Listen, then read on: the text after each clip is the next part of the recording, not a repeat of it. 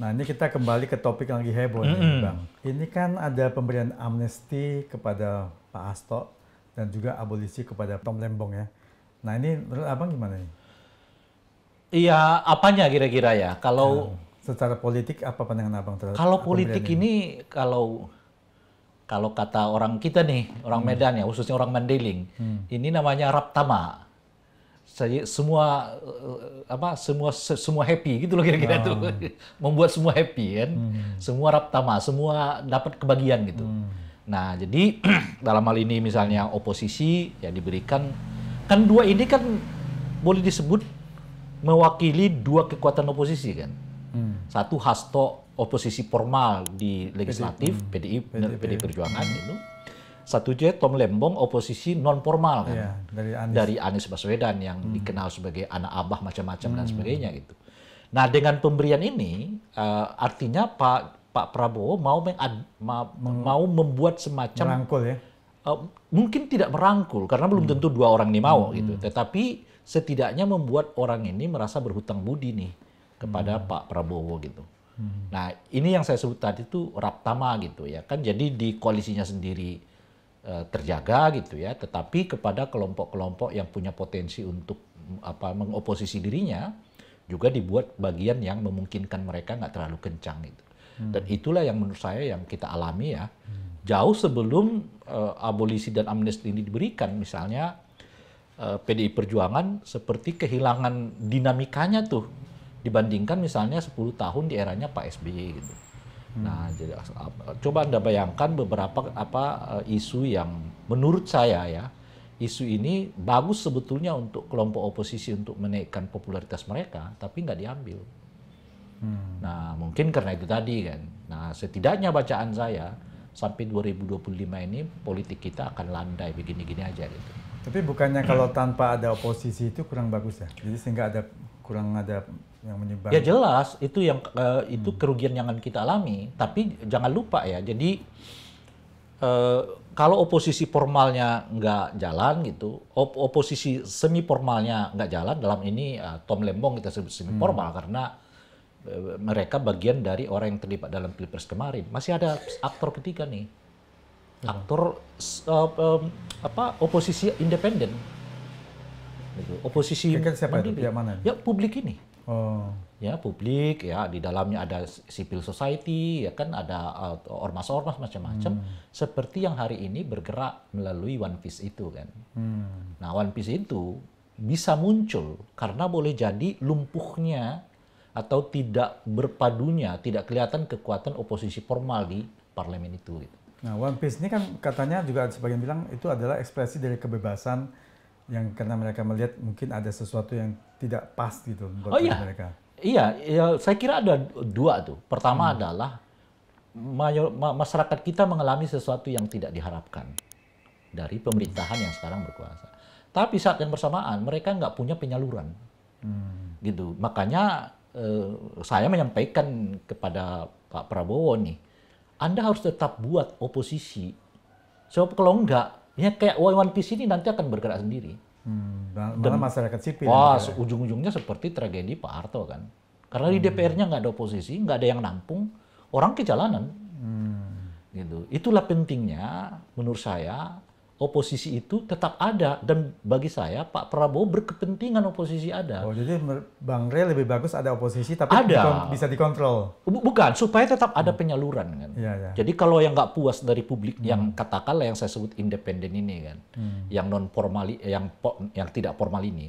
Jadi kan mereka datanya ke DPR kan, disalurkannya, diadvokasi macam-macam. Ya, tapi pemerintah pengennya oposisinya yang bisa diatur, bisa dikontrol. Itu yang saya sebut tadi agak keliru kalau Pak Prabowo menganggap oposisi itu nggak perlu ada. Itu yang saya sebut. Sebab kalau oposisinya nggak ada, masyarakat yang independen ini melakukan penyalurannya yang melalui jalanan. Terus kalau Bu Mega bilang itu bukan oposisi tapi penyeimbang, apa sih bedanya maksudnya? Pertama harus kita lihat dulu ya, secara historis itu PDI tidak menyukai istilah oposisi. Dari dulu mereka mengatakan dalam sistem presidensial itu nggak ada yang namanya oposisi. Meskipun sebetulnya laku politik mereka bisa disebut laku politik oposisi. Jadi penyebutan nama itu aja yang mereka nggak mau. Tapi sebetulnya kalau kita merujuk ke laku politik mereka di era SBY, ya mereka jelas oposisi.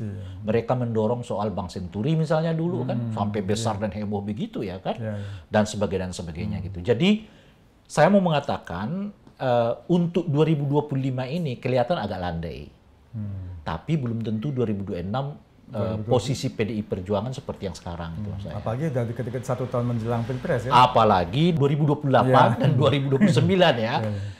Di mana dibutuhkan politik pembeda. Jadi jangankan mereka yang di luar, yang di dalam aja pun bersama Pak Prabowo akan membuat gerakan-gerakan yang memperlihatkan mereka beda. Karena sudah ada pegangan masing-masing kan pasti berbeda tuh. Karena itu hukum pemilunya. Kalau anda kelihatan sama, siapa yang milih kan? Kalau Anda kelihatan sama, ya orang milihnya yang terbesar. Yang terbesar dalam 2028 nanti adalah Gerindra. Jadi orang akan fokusnya ke sana semua gitu. Itu hukum pemilunya. Maka yang di sini-sini ini akan kesulitan. Makanya dia harus mulai kelihatan nih. Ya kan ada mungkin tindakan, ucapan, intinya ada sesuatu yang membuat mereka dipandang publik lah. Nah disitulah saya mengatakan di 2028, 2029 boleh jadi PDI akan keluar dengan wajah oposisi yang tidak lagi landai gitu loh. Lebih jelas, lebih hadap-hadapan gitu dengan pemerintahan yang sekarang. Nah, satu lagi nih, karena dengan pemberian amnesti dan abolisi ini, kan semuanya pada tahu ya bahwasanya Hasto ini dari PDIP, ya tentunya berlawanannya dari pihak dengan Pak Jokowi misalnya. Tom Lembong juga mensinyalir katanya dia adalah korban dari Pak Jokowi misalnya. Nah ini sekarang Pak Prabowo memberikan amnesti dan abolisi, apakah Bang Ray melihat ini ada pecah kongsi nih antara Pak Prabowo dan Pak Jokowi? Atau bagaimana? Menarik nih. Istilah saya itu politik segitiga. Jadi politik segitiga itu tiang gantungnya ada di Pak Prabowo. Nah, satu tali ke sini ke Ibu Mega, satu kali tali ke sini ke Pak Jokowi. Tinggal sekarang ayunannya kemana nih? Karena ini ke sini kan ada tali, ini ke sini ada tali, tapi ini ke sini nggak ada tali nih. Jadi ini nggak bisa nih kalau ke sini sama-sama enggak. Jadi milihnya gitu. Nah sekarang dalam 3 bulan terakhir menurut saya, Pak Prabowo ayunannya ke Ibu Mega nih. Otomatis Pak Jokowinya ketinggalan. Nah, saya sih sebetulnya udah ingatkan dari awal. Begitu Ibu Mega bertemu dengan Pak Prabowo pasca Lebaran kemarin kan, ya, malam-malam itu, saya mengatakan ada sinyal di mana Pak Prabowo akan merapat ke Ibu Mega yang otomatis mau dibilang nggak dibilang akan meninggalkan Pak Jokowi. Meskipun nggak putus gitu loh, karena tetap talinya ada. Cuman ayunannya lebih banyak ke Ibu Mega nih sekarang gitu ya. Atau mungkin supaya ada keseimbangan kali, karena sebelumnya kan Pak Prabowo begitu pulang dari kunjungan luar negeri kan langsung ke Solo. Pak Prabowo tentu pinginnya begitu. Pak Jokowi waktu itu. Nanti saya akan jelaskan tuh ya. Pak Prabowo kan memang maunya begitu. Tapi saya yang sebutkan itu tadi tidak bisa selalu begitu. Karena kalau kita ayunnya lebih banyak ke Ibu Mega, ya ini nggak berayun gitu loh.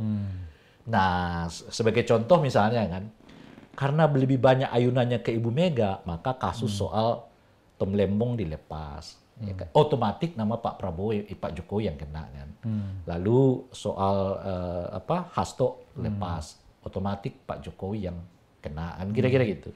Menterinya yang sebelumnya soal Menteri Pendidikan sekarang juga diperiksa Nadiem ya.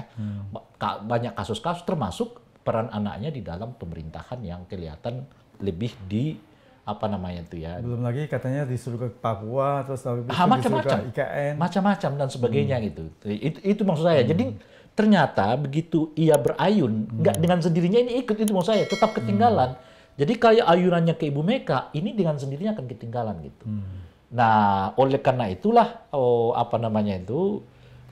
kalau disebut politik keseimbangan agak sulit bagi Pak Prabowo. Sebab ini nggak bisa ketemu nih, kecuali ini ketemu gitu ya. Nah, tapi karena saya menyebut tadi ini nggak diputus, cuman kadang-kadang ayunannya ke kanan, ya dengan sendirinya ya Pak Prabowo datang ya kan, memperlihatkan bahwa hubungan itu nggak putus sama sekali, seperti yang datangnya beliau ke Pak Jokowi di Solo itu. Meskipun secara sosiologis bisa kita jelaskan juga, pertama adalah kongresnya di Solo, kedua partainya ketuanya adalah anak-anak Pak Jokowi. Pak Jokowi tinggal di Solo. Yo mosok Anda nggak sowan gitu loh. Ya, tapi kan pulang dari luar negeri, apakah perlu melaporkan perkembangan luar negeri kepada mantan Ya, presiden? Pak Prabowo mengatakan melaporkan ya istilahnya gitu ya, melaporkan begini gitu. Ya oke lah, maksud saya. Tapi yang saya mau katakan itu juga menunjukkan tuh nggak putus nih. Nah cuma nggak ngayun ke sana, ngayunnya ke Ibu Mega gitu maksud saya. Nah bukti nggak putus itu ya masih dikunjungi oleh Pak Prabowo kan. Masalahnya adalah nanti apakah Pak Jokowi merasa apa namanya itu ya, ayunan ini terlalu lama ke Ibu Mega, dengan sendirinya akan banyak meninggalkan beliau atau tidak gitu. Nah, sebagai contoh misalnya kan kita sekarang mendengar Pak Jokowi meminta supaya kasus ijazah palsu itu selesailah gitu, ya kan, dan sebagainya. Kenapa Pak Jokowi meminta penyelesaian kasus itu nggak perlu lagi heboh dan sebagainya itu? Bacaan saya karena Pak Jokowi mengerti ayunan politiknya sekarang nggak ke beliau gitu loh. Hasto dilepas, Ya. ya kan? Tom Lembong diabolisi. Artinya politiknya nggak sedang ke saya nih. Jadi kalau saya terus ini gitu, nggak ada backup politik nih sama sekali gitu.